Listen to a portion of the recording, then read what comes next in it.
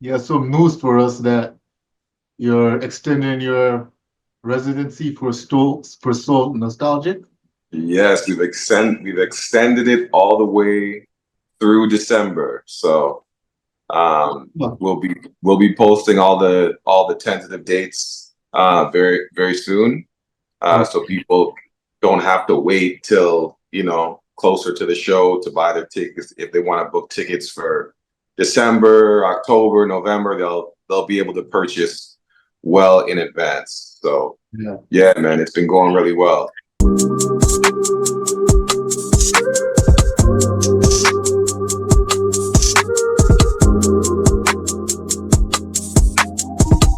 What has been some highlights of the show so far? We had some special guests. I had Sean Jones come through to one of the shows. My former bandmate Yeah. from Essence. I had Keisha Chante come through to one of the shows also, Yeah. um, and a lot of the BMG, BMG staff I used to be with, Sony BMG family, Universal Music people came through to some of the shows. So it was nice to see the industry come out and show some support too. Yeah. Um, but I think a highlight is I think the last show was was so sold out they had to add I think 6 or 7 tables and they had to Yeah. accommodate for the ticket sales. So it's just yeah, I would say one of the highlights is this last show was just completely slammed. Toronto showed so much love and yeah, it's just very humbling. So I guess from the first show until the last show you had, I guess word of mouth got out and people's heard about the performances. Yeah, I think that's been the biggest way it's grown is through word of mouth. Yeah. Uh, I did try to hype up a little more the promo. So that may have helped too, but I think word of mouth really got to the audience because this is the audience that's kind of been forgotten, which is what I Yeah. said in a lot of interviews. There's an age range of audience, I would say between 40 and 55 or so. They've kind of been forgotten and they've been looking for something like this. And as soon as word got out, I could see the numbers just jump from show to show as the month passed. So I can tell this next show, if you don't get your ticket soon, this is going to sell out. So Yeah. yeah, man. So tell us what people could experience when they come to your shows. Like, as you said, yes, surprise guests and whatnot. Yes. You know what? What they can experience is, first of all, it's a dinner and a show, and it's something that's put together with, I would say, a feel and the essence of Las Vegas. Yeah. Just by how we're dressed in the tuxedos, and that's kind of like our uniform. Well dressed, musicians, but still putting on a edgy, immersive show. So when I say immersive, I mean me, the dancers. Big up to Lonnie, Amar, and Trev. I should say Trey, I'm sorry. And big up to the band, Juju and Evan, our sax player. Juju is Yeah. my music director. We all come off the stage and go into the audience doing choreography in your face. You know what I mean? It's not like this, like my sax player Evan will blow that horn in your face. You are immersed in the show, and that's kind of what separates us. It's an immersive show, but it's still has that edgy choreography. But the fact that we're well dressed in a nice setting is like has a nice contrast. Yeah. You can still dress up, come out for date night, come out for boys' night, come out for girls' night, and Yeah. get dressed up, have a nice meal, and just take Yeah. in songs from that era that has kind of been pushed on the back burner that needs to be brought back. There's a lot of songs that I miss hearing, from BBD Poison, Yeah. you know, um, to like some, D'Angelo records, like say, Lady or Brown Sugar, like just that era, Tevin Campbell, Can We Talk, Yeah. just those records that put you in that nostalgic feeling, High Five. I like the way, like, you know what I mean? Just those records, man. Like when you hear them, it just gets you in like this vibe. And I think the way we've put it together and curated this show in the setting that we have it set up in is just something unique. So I'm guessing those songs that you mentioned have been getting great reactions from the audience. Yes, Yeah. yes, I gotta say, big time. I tested out certain things, but at the end of the day, I just feel like, someone in my age group, I think I'm the audience. So I feel like if I miss it, and Yeah. if, me and my fiance talk about it and we're like, I miss hearing these records or whatever, I feel like a large majority of people from my era feel the same way. And it shows when you come to the show. Like, what I love about it too is how it brings people together. Like, people, complete strangers, Yeah. can like relate when the song starts playing, like, oh, that was my record from back in the day. And two strangers can like connect through these, old songs that just have this nostalgic feeling to it. So you speak about the setting. I guess it's an intimate setting that people come out to, and it's not like a huge audience where, No, yeah, it seats comfortably, I would say, at tables and booths yeah, around 250 people. And there's a patio area also that you can also watch the show from the patio. But there's booths, there's tables, there's a bar area, and there's just a standing room also. And it's a unique setting also because there's a runway that runs right through the middle of the restaurant. yeah. So it really adds to our immersive show. So you can be sitting at the booth at your table, and I'm walking like right above you, performing the songs. The band is coming with me. The dancers, we're all above you. It's a different kind of setup. So people could be sitting down eating and drinking while you're performing. Exactly, Yeah, exactly. And we're like performing like right at your table. right. You know what I mean? Yeah. So do you feel you're gonna expand this to other parts of Canada for other fans? Yeah, I think I want to take this on the road. This is Yeah, definitely a show that can be taken across Canada and across the world, really. US, definitely US.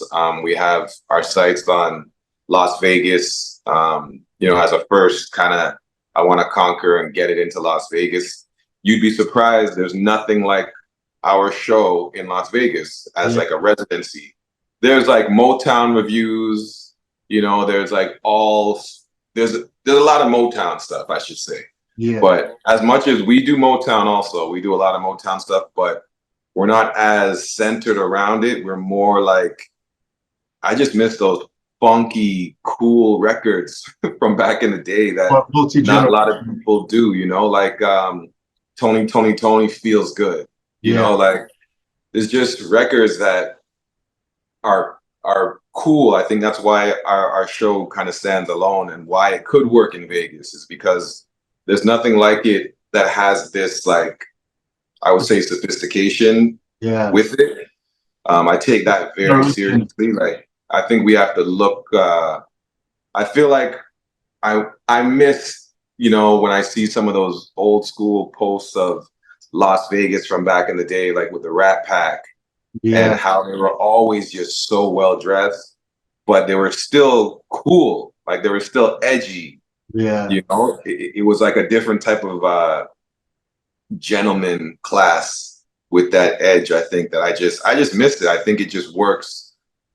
It works well here, and that's the feedback that I've got. It's like, wow, it really makes me has this like throwback to the '50s Yeah. era in Las Vegas, but with soul music. It's such an interesting contrast. Yeah, the way that you're speaking, it seems that this has helped keep you going to do the music and like has been an evolution for you. Oh, definitely. It's brought back a certain type of passion and just love for just for the music in general. And the fact that I can do songs that I loved when I was growing up, yeah, it gives me a new passion, a different approach. I have a lot of producers coming at me about getting in the studio to do new albums and Yeah. new singles, and a lot of people have been asking me, Drew, when are you gonna put out new music?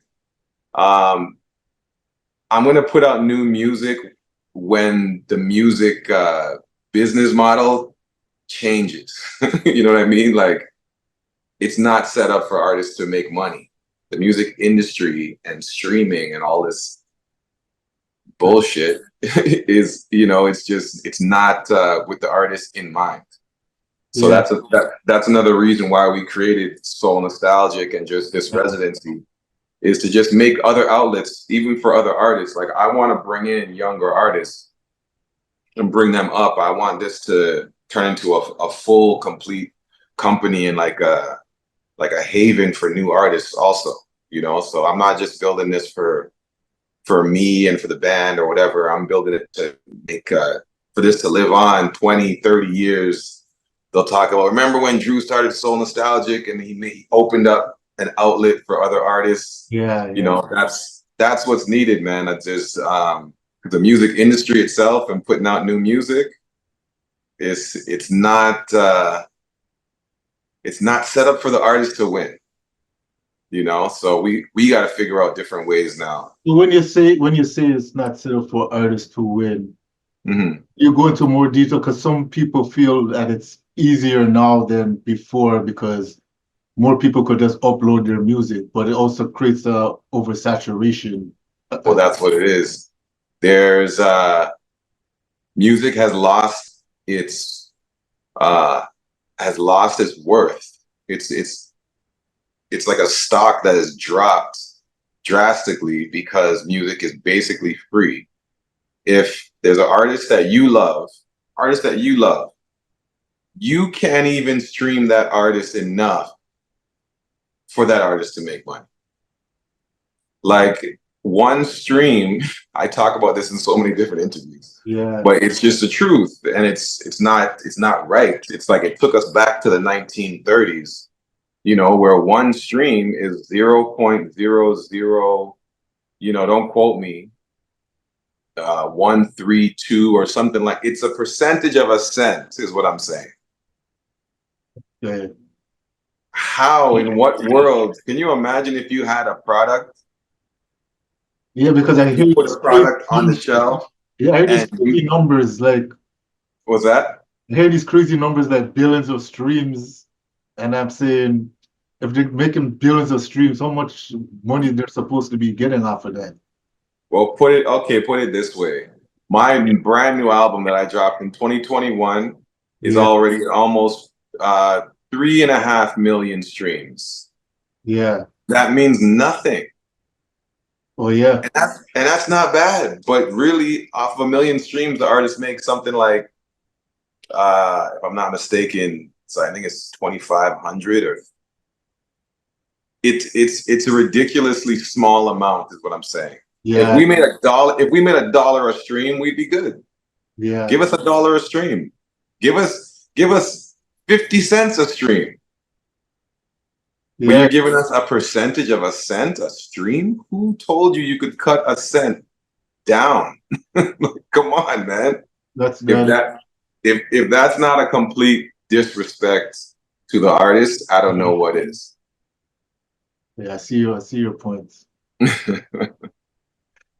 So for artists coming up now, and you're saying that you would like to add younger artists, what would you look for?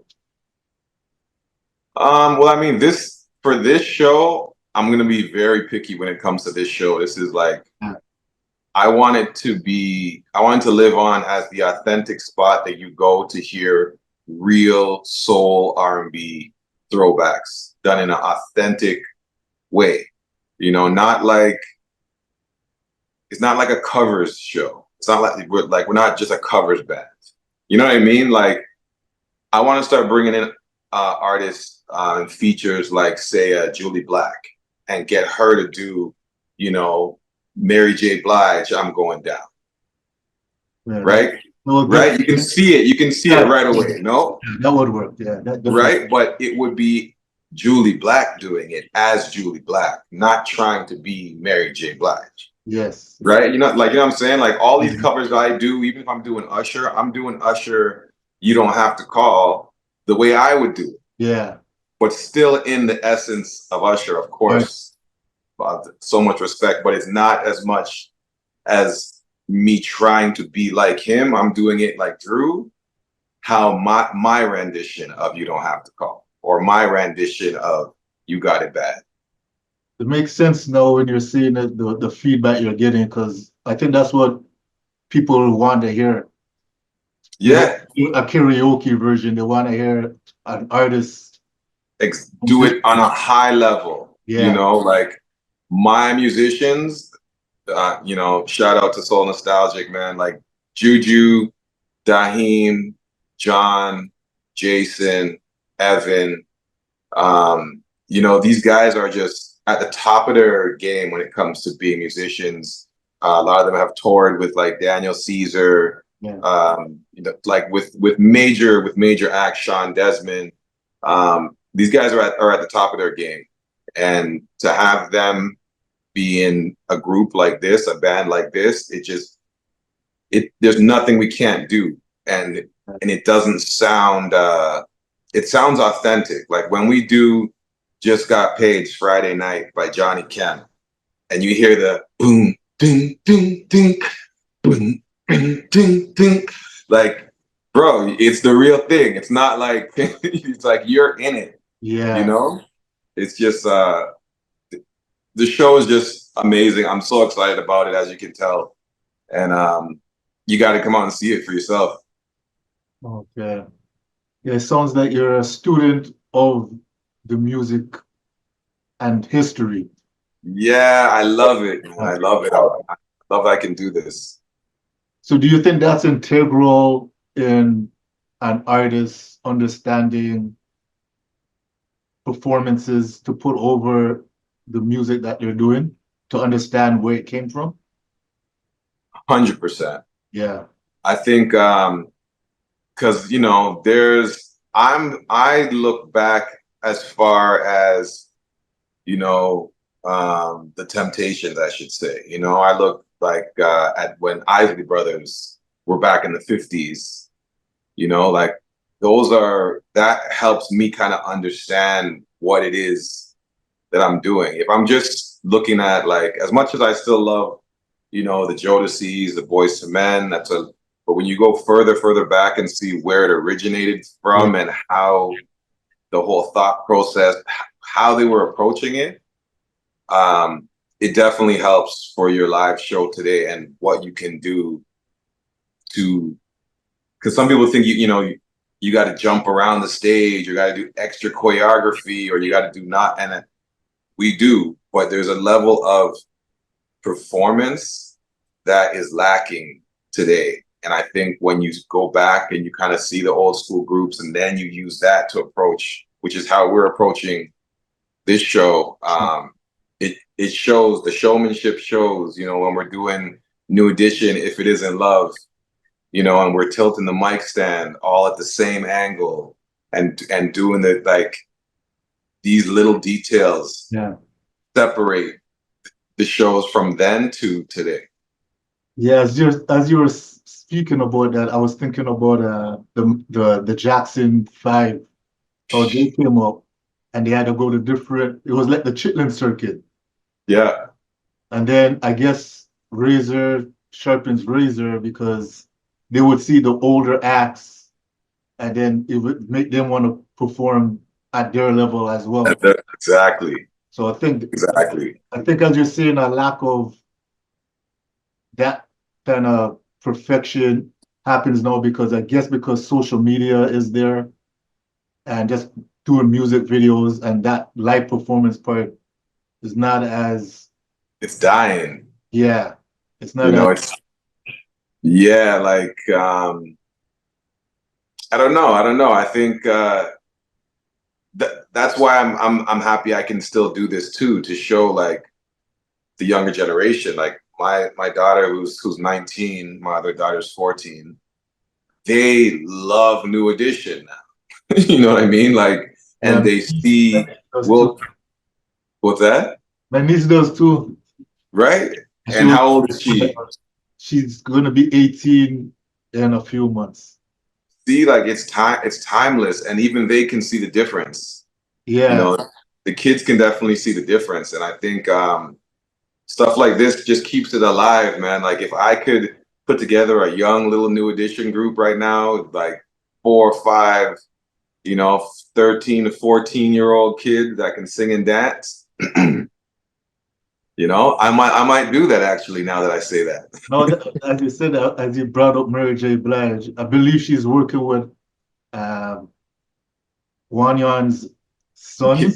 Sons, I think, yeah, I think Yeah, are they all his, or they're all the brothers, yeah, all the or brothers. all his? Yeah, Yeah, yeah, they're all his kids. yeah, I saw that, man. That's what I'm saying. It's needed right now. Yeah. It's needed right now, and I think that's dope. There's like 4 little Wanyes. That's Man. crazy. But yeah, like there was like even ABC. Remember the kids group ABC back in the day? Yeah. Aisha, Sure. And these playground. playground, like these little like they were like little men in a way. Like Yeah, because as you said, they learned under Bivens, New Edition. exactly. So they're watching New Edition, exactly, and that made them better. And Bivens brought up Boys to Men as well. So Exactly. And look at their totally, showmanship. yeah, as you said, you need to keep that going for the Yeah, man. It really does. There was definitely a drop off when it came to groups. Record labels stopped signing groups. It seemed like a conscious decision was made to yeah, stop signing groups, yeah. because that just ended. And in essence, went through the same thing when BMG dropped us. They were dropping all the groups. Do you think Literally. do you think it's the impact of hip hop that might have how hip hop came in and it started fusing with the R&B that the record labels probably Hmm. said it's cheaper to just have one artist that's a rapper. Because even in rap, they cut out the DJ. Like, Yeah. so I guess it might be a cost thing that on their end.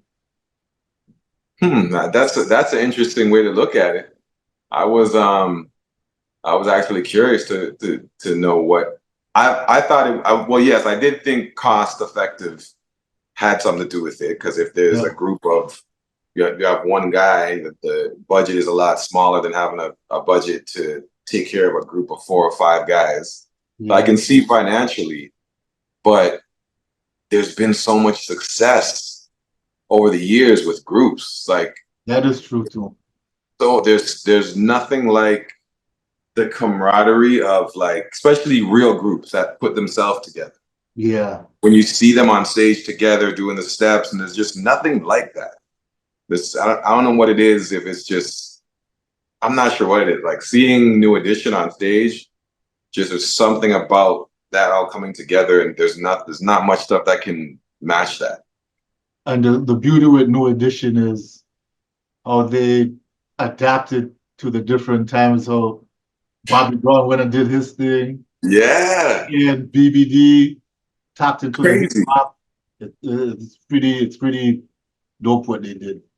Yeah, like I'd have to say they're my favorite group of all time, just because of every reason. Like how is it that the 3 members that were kind of in the background could break off and make their own group Yeah, and sell millions I know. and still look, to me, they were cool as hell. They were the Yeah, coolest. because BBD was, bro, I was dressing like them. and the thing about it, they made you forget that they're New Edition. Because when they're New How? Edition, yeah, it's crazy. When they're New Edition, It's nuts. When they're, you really think about it, it's crazy that yeah, that could happen. And then Bobby Brown, the superstar Bobby Brown, Ralph Tresvant still had his place, even though he was underrated. Ralph got the short end of that whole stick, if you ask me. Even Johnny seemed like he got more love. Especially when I seen the movie, yeah. Yeah, man, right. The movie really showed me. Like, I thought Ralph kind of didn't really bust the way I thought he should have, but the movie really showed me kind of why. Yeah, because even when the information released about how he helped Bobby on his album, that's crazy. Yeah, it's like that information is crazy. Yeah, but Johnny too, like it's crazy. This one group had made so much money to the point when they all toured together, they can all have their own segment of the show. And that's kind of why their Vegas residency is working so well too, because it's like, look at all this music. Because that's when you have a love for music. Yeah, exactly. That's what it is. They just tapped in. Crazy. But yeah, that's why we're trying to be, basically what we want to be is when all these residencies finish and how they go back or they go on tour or whatever, Soul Nostalgic is now the home base for people that want to come see, still want to come see Usher, still want to come see New Edition. You still want to hear all these songs done on a high level. We are going to be the group or the band that is there for that. Yeah, because there's nothing really else like what you're doing in the country. No. I don't see anything like it. So no, there isn't. And people that are watching these interviews now, they're probably getting ideas. Right? At least you're the pioneer. Exactly. Yeah. Exactly. So is there anything else you want to leave with us? I'm just excited about August 16th. That's the next show coming up. The CNE edition. It's the opening of the CNE. Aqua is on the exhibition grounds. So so we're calling this the CNE edition. There's going to be some more musical surprises going on.